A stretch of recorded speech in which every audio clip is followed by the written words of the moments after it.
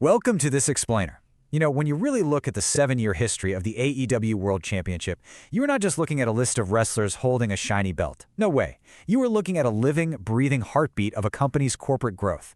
It's a story of extreme peaks, incredibly volatile valleys, and a desperate search for stability. Based on an in-depth breakdown of these title runs, we're going to examine how the champions who carried this company literally reflected its business health at any given moment. Okay, let's dive right into this. The championship lineage maps perfectly alongside 4 massive, distinct milestones in the company's lifespan. First up, we've got the 2019 company launch, an era totally defined by building a foundation. Then, bam, the 2020 pandemic era hits, a time where the company literally needed a savior just to keep the lights on and the shows running. From there, we launch into the 2021 business boom, completely characterized by peak in-ring quality and massive momentum. And finally, the 2022 brawlout drama, an era of, well, intense corporate chaos. Every single champion we discuss today fits perfectly right into the jigsaw puzzle of these 4 eras. So, here is how this all breaks down today. We'll quickly cover building the foundation, saviors and superstars, chaos and chasers, sprints versus reigns, and then finally, we'll reveal the final tier rankings. We are grouping these 10 champions into tiers based strictly on their business impact, which, let's be real, is absolutely guaranteed to spark some intense debate. All right, let's get into Section 1, Building the Foundation. We got to start by looking at the 2 absolute extremes of company stability. On one hand, you have the inaugural champion, Chris Jericho, sitting firmly in the B tier. Back during the 2019 launch, Tony Khan desperately needed a highly recognizable name to establish the title's credibility, right? And Jericho absolutely delivered. He provided safe, understandable booking, anchored by those early signature feuds alongside his incredibly entertaining inner circle foils, which culminated in that defining defense against Cody Rhodes.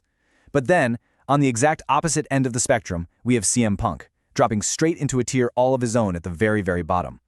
Despite 2 technical title wins, including that massive victory over Jon Moxley, this tenure brought pure corporate chaos. I mean, he was instantly injured both times he won the belt, and the reigns were entirely overshadowed by all that infamous brawlout drama. It's widely cited as the worst reign by far, simply because it offered literally zero stability to the brand. Moving on to Section 2, Saviors and Superstars.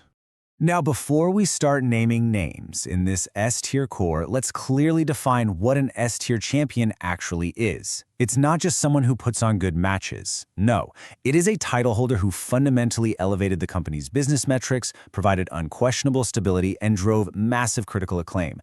Keep this incredibly strict criteria in mind, okay? Because it's really going to explain some of the highly controversial rankings we are about to look at.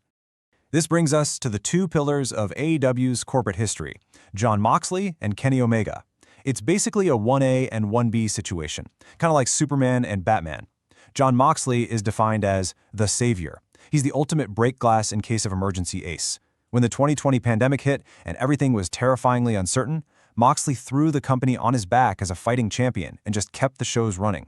On the flip side, you have Kenny Omega, the peak workhorse. Omega flat out drove the 2021 business boom. A lot of people try to reduce 2021 to just being about all those crazy new wrestler debuts, but the true driver of that white-hot era was Kenny Omega's legendary belt collector run, leading the charge while his body was quietly falling apart behind the scenes. The absolutely crucial point here is that both men cemented their S-tier status with very specific signature moments. For Omega, it was the sheer in-ring perfection of matches, like that epic 3-way against Pac and Orange Cassidy at Double or Nothing 2021.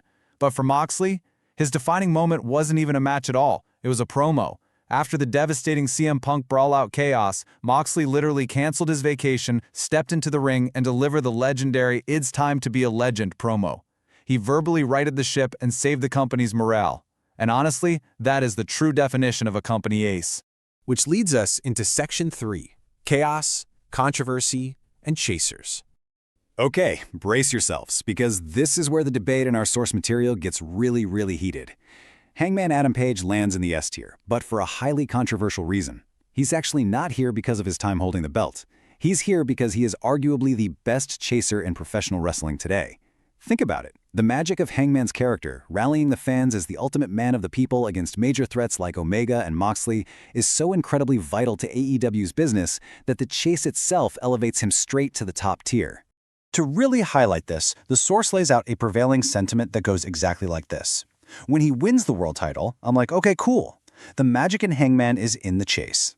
Now, look, fans who loved his incredible title matches with Bryan Danielson and Adam Cole will fiercely disagree with that, pointing out that those matches were phenomenal. And you know what? That is a completely valid viewpoint. But purely from a character and momentum perspective, his highest value to the company has consistently been as the ultimate challenger, rather than the ruling champion. And then we have MJF, whose journey to S tier was a total evolution. Step 1 was a bit of a mixed bag first reign that leaned pretty heavily on comedy bits. But Step 2 changed everything. The legendary Iron Man match against Bryan Danielson. That match fundamentally legitimized him. By Step 3, leading into his later reigns, MJF had completely found his aura. He carried himself as the absolutely most important wrestler on the card, firmly cementing himself as the pound-for-pound best in the world and locking in his S-tier spot. Section 4, Sprints versus Reigns. Let's look at the actual data. And this brilliantly illustrates something fascinating.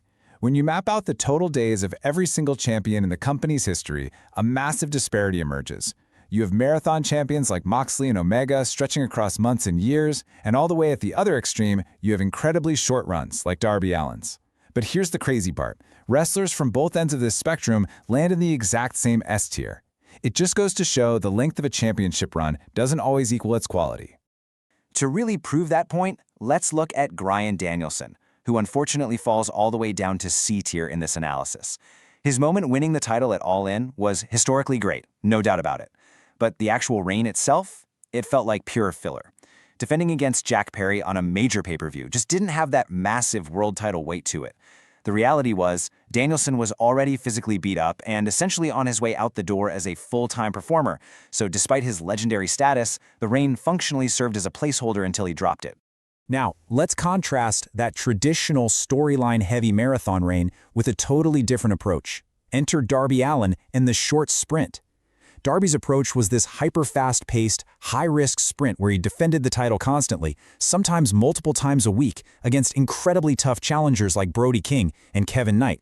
In fact, the source makes a massive, definitely controversial claim here. Darby Allin had the greatest short world title reign in wrestling history, based purely on match quality. The story of him getting beaten to a pulp week after week, hanging on by a thread until he ultimately faced MJF, was just booking perfection. A reign absolutely does not have to be long to be legendary, and Darby's sheer match quality pushes him straight up into the S tier. I know there's going to be some fan pushback on that one. Which brings us to Section 5, Final Tier Rankings.